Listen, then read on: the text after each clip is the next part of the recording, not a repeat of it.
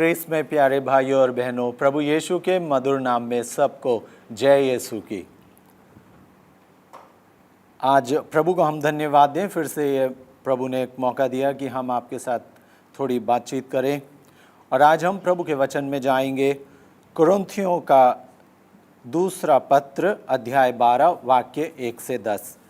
इस वचन में पौलुस हमें एक बात गहराई से बताते हैं, और वो ये है कि हर मनुष्य, चाहे वो कितना भी अच्छा क्यों ना हो, अपने जीवन में कहीं ना कहीं कोई कमी, कोई परेशानी, कोई चिंता, कोई बीमारी अपने साथ रहता है।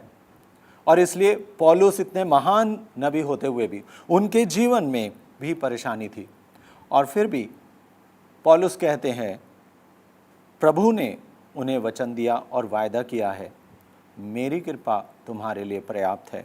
आइए इस वचन को पढ़ेंगे। मैं पूरा नहीं पढ़ूंगा, मैं वचन 7 पढ़ूंगा। आप इसका अध्ययन कर सकते हैं। 1 से 12 में पौलुस वर्णन करता है कि किस प्रकार प्रभु ने उसको दर्शन दिए और बहुत सी असाधारण बातों का रहस्य पौलुस को प्रकट किया। फिर भी पौलुस ने कभी भी अपने जीवन में इन सब बातों के कारण घमंड नहीं आने दिया। यही पौलुस हमें सिखाते हैं कि मनुष्य चाहे कितना भी ऊंचा उठ जाए, परमेश्वर के सामने उसे विनम्रता से पेश आना चाहिए, क्योंकि हम कभी भी इतने ऊंचे नहीं हो सकते कि हम अपने ऊपर घमंड करें।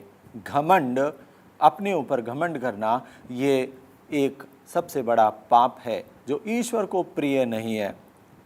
और इसलिए कई बार हमारे घमंड को, हमें विनम्र बनाने के लिए, घमंड को तोड़ने के लिए कई बार हमारे जीवन में कुछ दुर्बलताएं आ जाती हैं। और पौलुस इसी प्रकार एक घटना का जिक्र करते हैं, और वो कहते हैं वचन 7 में, मुझ पर बहुत सी असाधारण बातों का रहस्य प्रकट किया गया है। मैं इस पर घमंड ना करूं, इसलिए मेरे शरीर में एक कांटा चुभा दिया गया है, और मुझे एक शैतान का दूत मिला है ताकि वह मुझे घूंसे मारता रहे और मैं घमंड ना करूं। पौलुस इतने महान नबी होते हुए कहते हैं कि प्रभु ने एक शैतान का दूत दिया है जो मुझे घूंसे मारता रहे ताकि मैं घमंड ना करूं। पौलुस सारी कलीसिया में बहुत माने जाने प्रचारक थे, नबी थे, प्रभु के शिष्य थे, सेवक थे। और हम जानते हैं कि पौलुस हमारे धर्म समाज में संत पिता की उपाधि में है। और हम जानते हैं पौलुस और पेतरुस, इन्होंने कलीसिया की नींव रखी है।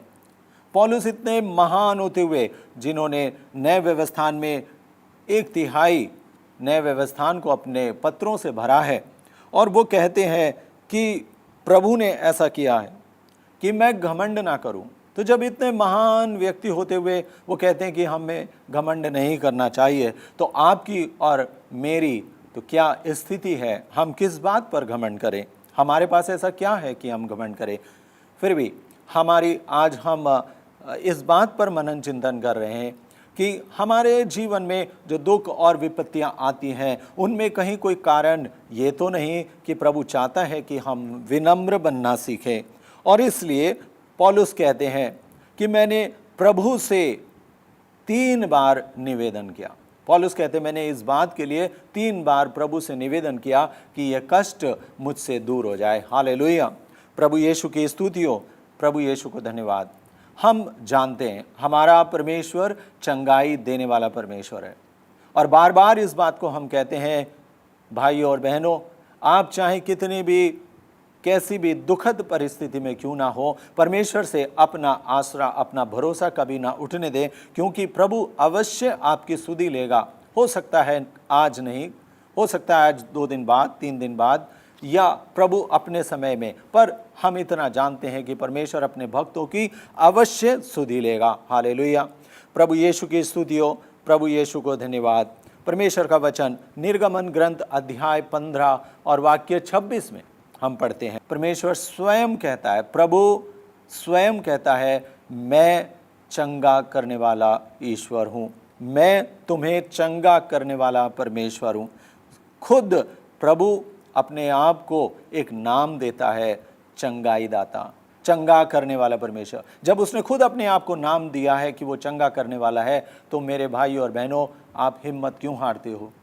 प्रभु जो वायदा करता है वो अवश्य हमारी बीमारियों में, हमारे दुखों में हमारा साथ देगा और वो हमें चंगाई अवश्य प्रदान करेगा, परंतु अपने समय में, और हम उसके समय का इंतज़ार करें, जैसा पौलुस हमें बताता है।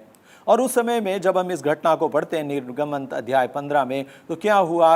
इजरायली अपने घमंड के कारण, अपने भुनभुनाने के कारण, ईश्वर के विरुद्ध भुनभुनाने के कारण, ईश्वर ने उनके बीच विषैले सांप भेजे, और वो सांप उनके बीच में, उनके शिविर में घूमते हैं और बहुत से लोगों को काट के उन्हें बीमार कर देते हैं, और लोग कराहने लगते हैं, लोग चिल्लाने लगते हैं और कहते हैं कि पूरे शिविर में मृत्यु का आतंक छा गया, कि लोग मरने लगे और सांप, विषैले सांप चारों तरफ फैल गए। ऐसे में वो लोग परमेश्वर की दुहाई देते हैं और बहुत से लोग उसमें से मर गए।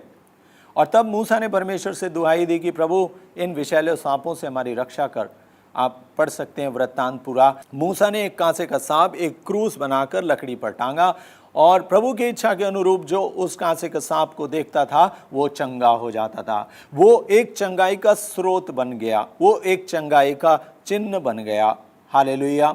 और महत्व था, वहाँ पर एक लकड़ी का क्रूस था। हम जानते हैं वर्तमान काल में, उस समय इस्राएली लोग नहीं जानते थे कि एक दिन इसी क्रूस पर उनका उद्धारकर्ता ईसा मसीह उस क्रूस पर चढ़ाया जाएगा, जो दुनिया के श्राप को हर लेगा। उस समय क्रूस ने क्या किया था? उस समय क्रूस की लकड़ी पर सांप को टांगा गया था, कांसे के सांप को, यानी कि क्रूस ने सांप को हर लिया, यानी कि उसके दंश को हर लिया। पर इस्राएलियों ने कई बार गलती की और वो सोचने लगे कि शायद ये चंगाई इस कांसे के सांप के द्वारा है। देखिए प्यारे भाई और बहनों, इसलिए बार बार कहा जाता है कि हम बहुत ज़्यादा चिन्हों पर, मूर्तियों पर अपना ध्यान न लगाएं, क्योंकि ईश्वर केवल आत्मा है। वो ईश्वर ने वहाँ पर क्रूस का चिन्ह दिया था कि ये जो विषैले सांप हैं, इनका दंश क्रूस ने ले लिया, पर इजरायली उसको गलत समझ गए। हालेलुया, हालेलुया, परमेश्वर की स्तुति हो, प्रभु को धन्यवाद। कालांतर में उस कांसे के सांप को तोड़वा दिया गया एक राजा के द्वारा, और इजरायलियों को के द्वारा निषेध किया गया कि वो सांप को ना रखें, उस कांसे को, सांप को मूर्ति बना के ना रखें। हालेलुया। हम जीवित परमेश्वर की उपासना करने वाले हैं, इसलिए हम ईश्वर जो आत्मा है उस पर अपना भरोसा बनाए रखें। और हम यहाँ पढ़ते हैं कि ईश्वर ने उनको चंगाई का एक रास्ता दिया, तो ईश्वर चंगा करने वाला परमेश्वर है। हालेलुया, यीशु की स्तुति हो, यीशु को धन्यवाद। हम पढ़ते हैं पहला राजा अध्याय 17 और उसके वाक्य 22 में। पहला राजा का ग्रंथ अध्याय 17 वाक्य 22। एलिया नबी एक स्त्री के यहाँ ठहरता है, और हम पढ़ते हैं उसकी कहानी में कि उसका जो इकलौता पुत्र था वो लगभग 12 साल का था, और उस समय उसकी मृत्यु हो जाती है। और वो स्त्री निवेदन करती है एलिया से कि ईश्वर की कृपा से, आपकी प्रार्थना से ये पुत्र मिला था और ये मर गया है, क्या ये इसीलिए पैदा हुआ था? आप इसमें प्राण दीजिए। एलिया बहुत दुखी हो गया और वो उस कमरे में गया, वो बालक के ऊपर 3 बार लेट गया और उसने प्रभु से प्रार्थना की कि प्रभु इस बालक में प्राण फूंक दें। और वो चंगा करने वाले परमेश्वर ने एलिया की प्रार्थना सुनी और उस बच्चे में प्राण लौट आए। मेरे प्यारे भाई और बहनों, ये कोई एकमात्र घटना नहीं है। हम यदि नया व्यवस्थान पढ़ते हैं तो वहाँ प्रभु ने 3 बार मुर्दों को चंगा किया है। हालेलुया, यीशु की स्तुति हो, यीशु को धन्यवाद। नाइन के युवक को, एक विधवा के पुत्र को, लाजर को प्रभु ने चंगा किया, उनको कब्र से बाहर निकाला, और एक छोटी लड़की को जो अपने खाट पे मर चुकी थी घर पर, उसे प्रभु ने उठा खड़ा किया। तो हम देखते हैं कि कई बार प्रभु ने मृतकों को जीवित किया, और उसने ये हमें दर्शाया कि वो जीवन देने वाला परमेश्वर है, वो चंगा करने वाला परमेश्वर है। इसलिए आपका प्रभु, जिस पर आप विश्वास करते हैं, जिस पर आप यकीन करते हैं, जिस पर आप भरोसा करते हैं, मेरे प्यारे भाइयों और बहनों, वो चंगाई देने वाला, वो जीवन देने वाला, वो मृत्यु को हरने वाला परमेश्वर है। इसलिए अपना भरोसा उस पर से कभी भी ना उठने दें। और वो ईसा मसीह जो मैं आज आपको समझा रहा हूं, इब्रानियों की पत्री अध्याय 13 और वाक्य 8 पढ़ें कि ईसा कल, आज और हमेशा तक एक रूप बने रहते। वही ईसा जो उस समय मुर्दों को चंगा करते थे वो कल भी थे, आज भी हैं और हमेशा तक बने रहेंगे। वो ही ईसा आज भी बने रहते। इस बात पर हम गौर करें कि वही ईसा मसीह जो इतने चमत्कार करते थे 2000 साल पहले, वो तब से लेके आज तक समाप्त नहीं हुए। वो ईसा मसीह आज भी बने हुए। ये हमें दिल से भरोसा करना चाहिए मेरे प्यारे भाइयों बहनों। यही तो हमारे प्रभु ईसा मसीह की सबसे सुंदर बात है कि वो सदा सदा हमारे साथ बने रहते हैं और बार बार वायदा करते हैं। उन्होंने कहा था और वो हमसे वायदा अपना पूरा करते हैं कि मैं तुम्हें अनाथ छोड़कर नहीं जाऊंगा। संसार के महापुरुष आए और चले गए, परंतु एकमात्र प्रभु यीशु मसीह पिता का पुत्र जो इस संसार में आया, वो हमें छोड़ के नहीं गया। वो आया और उसने कहा मैं संसार के अंत तक सदा तुम्हारे साथ रहूंगा। मत्ती का सुसमाचार अध्याय 28 वाक्य 20 में इस वचन को हम पढ़ते हैं। हालेलुया, प्रभु यीशु की स्तुति हो, प्रभु यीशु को धन्यवाद। मत्ती का सुसमाचार हम निकालें अध्याय 8 और उसका वाक्य 17 हम पढ़ें। यहाँ पर इस प्रकार वचन कहता है, नबी इसायास का यह कथन पूरा हुआ।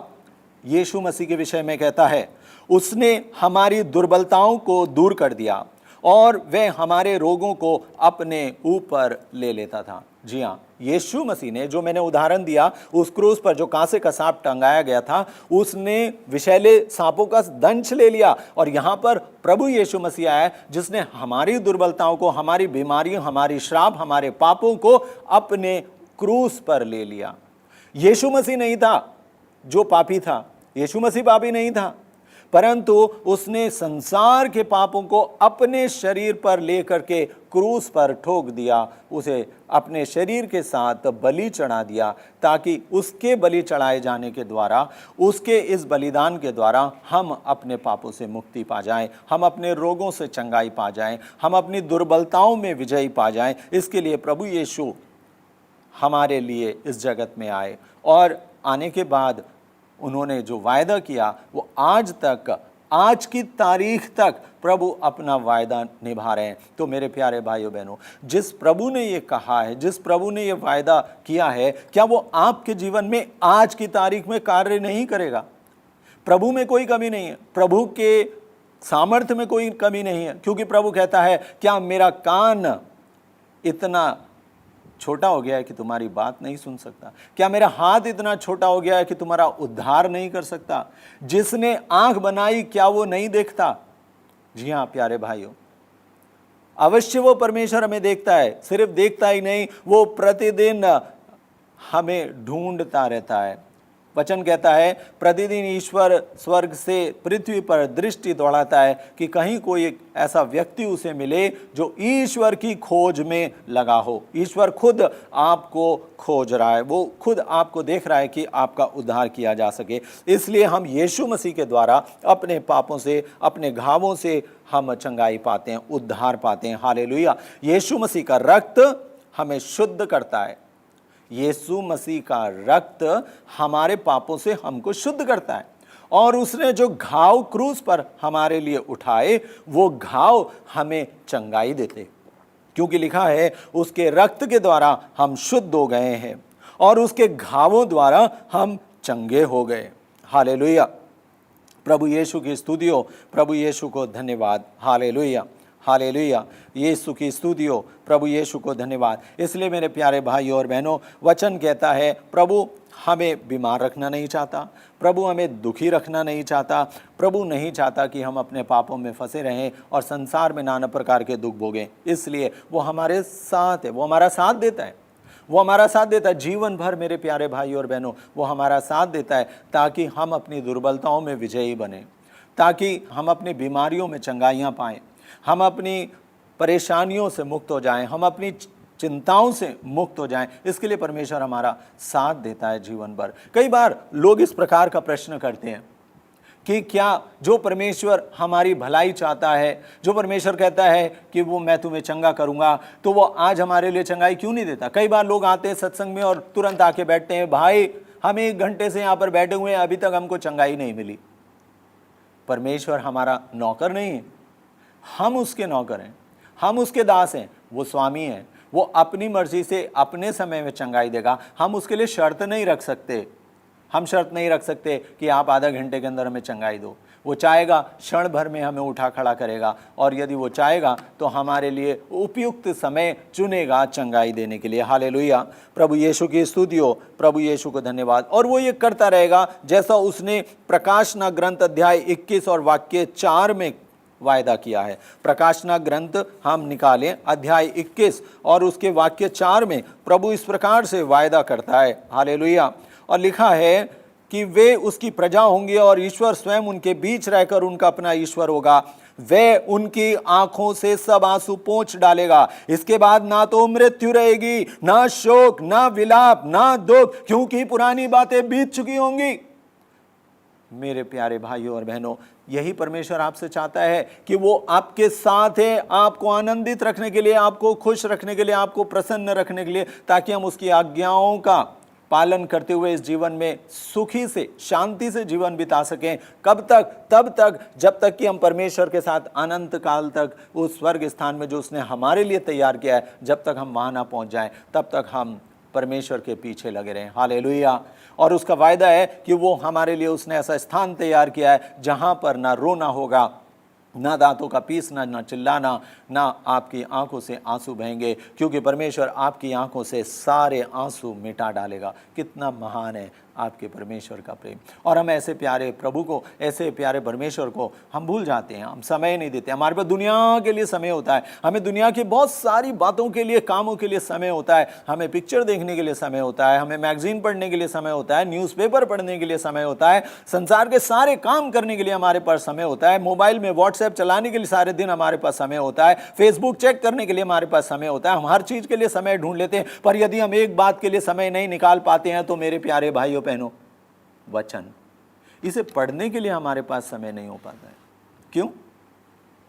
क्यों? जो ये चंगाई दाता परमेश्वर है, जो वचन ईश्वर है, जो हमारे सारे जीवन में हमें साथ देगा, हमारे दुखों से दूर रखेगा, उसके लिए हमारे पास समय नहीं हो पाता है। और यही कारण है, वचन कहता है, क्योंकि हमने परमेश्वर को त्याग दिया है, इसीलिए हम पर यह दुख आ पड़ा है, इसलिए हम पर यह दुख आ पड़ा है। और आज हम यही पढ़ रहे हैं कि परमेश्वर हमारे इन दुखों से हमको बचाएगा। हालेलुया। और परमेश्वर खुद कहता है कि हम बीमार के लिए प्रार्थना करें, प्रभु अवश्य बीमार को चंगा करेगा। याकूब के पत्र अध्याय 5 और उसके वाक्य 14 और 16 तक हम पढ़े।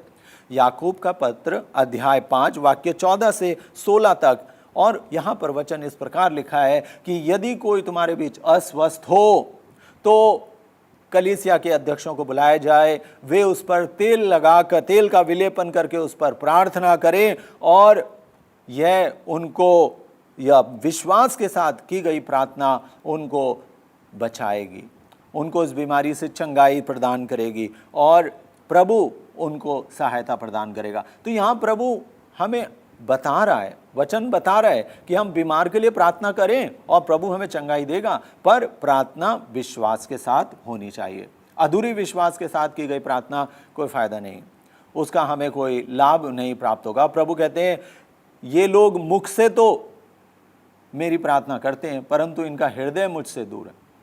तो मुख से स्तुति करना, खाली मुख से हमें प्रार्थना कर देना, अक्सर क्या होता है, हम रटी रटाई प्रार्थना बोलते हैं। और हम बहुत बार, हम विशेष करके जो हम कैथोलिक भाई लोग हैं, हमें बहुत सारी रटी हुई प्रार्थना आती है, और कई बार हमसे ऐसा हो जाता है। कोशिश करनी चाहिए कि हम उसे दिल और विश्वास के साथ पूरे हृदय से करें, परंतु यदि हम रटी रटाई प्रार्थना बोलते हैं और हमारा हृदय कहीं और लगा है, अन्यत्र बातों में लगा है, तो ये प्रार्थना हमारी स्वीकार नहीं की जाएगी। वो प्रार्थना हमारे लिए कोई मायने नहीं रखेगी, क्योंकि मुख से सिर्फ की गई प्रार्थना, जिसमें दिल ना हो, जिसमें आत्मा नहीं लगी हो, वो प्रार्थना नहीं है। इसलिए जब हम प्रार्थना करते तो हमारा दिल, हमारी आत्मा उसके साथ जुड़नी चाहिए। और जब आप अपना दिल और विश्वास अपनी प्रार्थना में डालेंगे तो प्यारे भाइयों और बहनों, अवश्य प्रभु जो है आपकी प्रार्थना को सुनेगा, क्योंकि माँ के रोते हुए आंसुओं को प्रभु कभी धिक्कारता नहीं है। वो आंसू कभी खराब नहीं जाते, वो आंसू कभी खराब नहीं जाते। आपकी विश्वास से की गई प्रार्थना, रो के, पश्चाताप के साथ, आंसुओं के साथ की गई प्रार्थना कभी बेकार नहीं जाएगी। जी हाँ मेरे प्यारे भाई और बहनों, ऐसी प्रार्थना कभी बेकार नहीं जाएगी, वो अवश्य फल लेकर के आएगी। बस आपको धैर्य रखने की आवश्यकता है। और प्रभु कहता है, इसलिए तुम्हारी दुर्बलता में मेरा सामर्थ्य पूर्ण रूप से प्रकट होता है। तुम्हारी दुर्बलता में मेरा सामर्थ्य पूर्ण रूप से प्रकट होता है। जब हम दुर्बल होते हैं, हम प्रार्थना करते हैं, प्रभु हमें चंगाई प्रदान करता है और इसके द्वारा प्रभु का सामर्थ्य प्रकट होता है। और अनेक बार हम देखते हैं कि भले ही प्रभु हमें चंगाई देता है और उसने हमें वायदा किया इतनी चंगाई देने का, फिर भी कई बार प्रभु चंगाई नहीं देता है। तो यदि चंगाई प्रभु नहीं देता है तो हम क्या करें? प्रभु को छोड़ के चले जाएं या हम अपना विश्वास त्याग दें? ऐसा होता है, कोई सत्संग में आता है और उसके बाद वो 2 सत्संग आता है, चंगाई नहीं मिलती है, घर बैठ जाता है। हम किसी को पता करते हैं, हाँ भाई हमारा एक परिवार है और वो पिछले संडे चर्च नहीं आया, क्या हुआ? कि नहीं वो घर पर है। यदि हम उसके घर पर विजिट करते तो पता लगता है नहीं हम आ रहे थे पर वो चंगाई नहीं मिली। मेरे प्यारे भाई और बहनों, यदि चंगाई नहीं मिली तो हम इसमें हतोत्साह क्यों हो जाते हैं? क्यों हो जाते हैं? हालेलुया, यीशु की स्तुति हो, यीशु को धन्यवाद, क्योंकि प्रभु ने धैर्य रखने के लिए कहा है। हो सकता है वो आपकी परीक्षा ले रहा है, हो सकता है अभी उपयुक्त समय नहीं आया है, इसलिए प्रभु इंतजार कर रहा है उस चंगाई को देने के लिए। हालेलुया। और हो सकता है कि वो दुख, वो जो भी बीमारी है, जो भी समस्या है, वो जो भी हमारे जीवन की दुख है, वो परिस्थिति शायद हमारे जीवन के लिए उपयोगी है और इसलिए प्रभु हमें चंगाई देना नहीं चाहता। ऐसा भी हो सकता है, क्योंकि उस दुख के द्वारा, उस संकट के द्वारा प्रभु हमें किसी बड़े खतरे से बचाना चाहता है। किसी बड़े गलत मार्ग पर हम जा रहे होंगे और वहाँ से रोकने के लिए प्रभु हमें बचाता है। हालेलुया, यीशु की स्तुति हो, यीशु को धन्यवाद। Hallelujah, hallelujah. प्यारे भाई और बहनों, एक भाई मसीह इस प्रकार की गवाही उसने मुझे दी कि वो कहीं जा रहा था और किसी व्यक्ति ने उसे कोई सामान कहा कि ये सामान ले जाओ और इसे वहाँ पहुँचा दो। उसे नहीं मालूम था उस सामान में क्या है और वो सामान लेकर के कहीं जा रहा था और उसका रास्ते में एक्सीडेंट हो जाता है, उसे चोट लग जाती है और वो बहुत दुखी होता है कि मैं इस काम को करने जा रहा था और मैं ऐसा मेरे साथ हो गया। हालेलुया। और इस धक्के में वो सामान भी कहीं उसका छूट जाता है, कहीं गिर जाता है जो सामान वो लेकर के जा रहा था और किसी तरह से वो अस्पताल पहुंचता है और ये सारी बातें होती हैं। बाद में उसे पता लगता है, बहुत समय बाद उसे पता लगता है कि वो जो सामान ले जा रहा था उसमें कुछ अवैध चीज़ थी, शायद चरस, गांजा टाइप इस प्रकार की कोई चीज़ उसमें थी, जिसके कारण उसे पुलिस पकड़ सकती थी और उसे जेल में जाना पड़ सकता था। प्रभु ने उसे बचा लिया, उसका एक्सीडेंट हो गया, उसकी चोट लग गई और वो था, परंतु वो जेल जाने से बच गया। बाद में जब उसे पता लगा तो वो कहता है कि मुझे नहीं मालूम था कि वो अमुक व्यक्ति जो है वो इस प्रकार के जाल में मुझे फंसा रहा था। और वो कहता है प्रभु को धन्यवाद, मेरे एक्सीडेंट के लिए प्रभु को धन्यवाद। प्यारे भाइयों और बहनों, कभी कभी ये बीमारी, कभी ये दुख प्रभु हमें स्वर्ग राज्य में ले जाने के लिए देता है और ऐसे हालत में वो हमें चंगाई नहीं भी देता है। हालेलुया। पर प्रभु कहता है यदि वो किसी बीमारी में आपको रख रहा है तो वो बीमारी में आपको सहारा देगा, आपको हिम्मत देगा। मैं बहुत सुंदर सी एक घटना पढ़ रहा था, ये 1983 की बात है। एक टेनिस का प्लेयर, ग्रैंड स्लैम जीतने वाला चैंपियन था, उसे एड्स की बीमारी हो गई और 1983 में वो एड्स की बीमारी से मर रहा था और लोग उसके पास जा रहे थे, सांत्वना देते थे, क्योंकि वो एड्स कैसे हुआ, उसने अपना कोई इलाज कराया था हृदय का, तो हार्ट का इलाज करते समय जब उसे खून दिया गया तो उस ट्रांसप्लांट खून को चढ़ाते समय उस खून जो था वो विकृत था और उसके द्वारा एड्स के कीटाणु उसके शरीर में आ गए और वो भी रोगी हो गया और वो मर रहा था। तब किसी ने कहा उससे कि तुम्हें ही क्यों एड्स हो गया, तुम तो दुनिया के मशहूर व्यक्ति थे, तुम तो बहुत साफ सफाई का ख्याल रखते थे, तुम तो बहुत चीज़ों की सुविधाओं में थे, फिर तुम्हें क्यों बीमारी ये हो गई, क्यों ईश्वर ने तुमको ये एड्स की बीमारी दे दी। उसने एक बहुत सुंदर जवाब दिया और वो कहता है 50 लाख बच्चे हर साल टेनिस सीखते हैं, कुछ 50,000 उसमें से आगे बढ़ते हैं और कुल 50 उसमें से ग्रैंड स्लैम खेलने जाते होंगे और उसमें से कुछ 4 बच्चे जो हैं वो सेमीफाइनल खेलते हैं, कुछ 2 फाइनल खेलते हैं। और ये टेनिस का खिलाड़ी कहता है अपनी मृत्युशैया में कि जब मुझे वो पुरस्कार मिला तब मैंने नहीं कहा कि ये दूसरों को क्यों नहीं, ये मुझे ही क्यों मिला। तो आज जब ये बीमारी मुझे मिली है तो मैं क्यों नहीं इसे स्वीकार करूं। याद करें, अय्यूब ने भी यही कहा।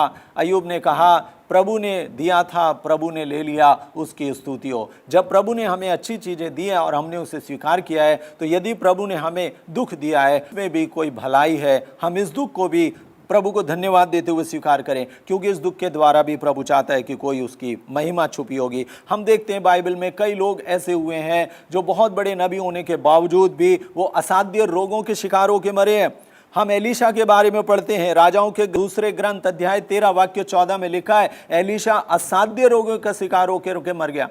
और वहां पर एलीशा बहुत चंगाई और चमत्कार करने वाला था। कई बार लोग कहते हैं, अरे ये पास्टर, अरे ये ब्रदर, अरे ये फादर, ये इतना चमत्कार करते थे, ये खुद बीमार हो गए, ये अपने चंगाई क्यों नहीं कर सकते, इस प्रकार का कहते हैं। पर प्यारे भाई और बहनों, आप उन्हें जवाब दें, हर चंगाई में परमेश्वर की इच्छा पूरी होती है। जैसे प्रभु यीशु ने हमें सिखाया क्रूस पर कि हे पिता तेरी इच्छा पूरी हो। इसलिए जब हम बीमार भी हैं, यदि हमें चंगाई मिलती है, हम प्रभु को धन्यवाद दें। यदि नहीं मिलती है तो भी हम प्रभु को धन्यवाद दें उस बीमारी के लिए, क्योंकि उस बीमारी को सहने के लिए प्रभु हमें शक्ति देगा, उस बीमारी से टूटने में हमें बचाएगा और वो हमें निराशा से दूर करेगा। मेरे प्यारे भाई और बहनों, ये हमारे लिए बहुत ज़रूरत की चीज़ है कि यदि हम उस बीमारी से गुजर रहे हैं तो हम निराश ना हो, क्योंकि सब कुछ प्रभु हमारे हित के लिए करता है, सब कुछ हमारे हित के लिए करता है। इसलिए हम टूटे नहीं, बल्कि प्रभु से कहें, हे पिता तेरी इच्छा पूरी हो। प्रभु तू चंगाई देना चाहता है, चंगाई दे।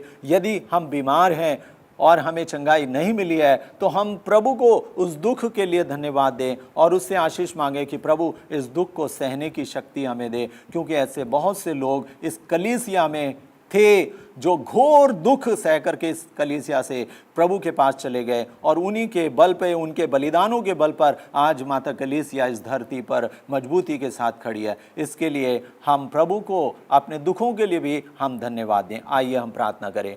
हे पिता परमेश्वर, मैं प्रार्थना करता हूँ जितने भी लोग आज इस वचन को सुन रहे हैं, पिता परमेश्वर उन्हें कृपा दे कि वो अपने जीवन में चल रहे दुख संकट को प्रभु जी तेरी पवित्र कृपा से शांति और धीरज के साथ सह सकें और इस दुख के द्वारा उनके जीवन में कल्याण और प्रभु जी उद्धार प्रकट हो। ये प्रार्थना करते हैं पिता ईश्वर प्रभु यीशु मसीह के मीठे नाम में, आमीन।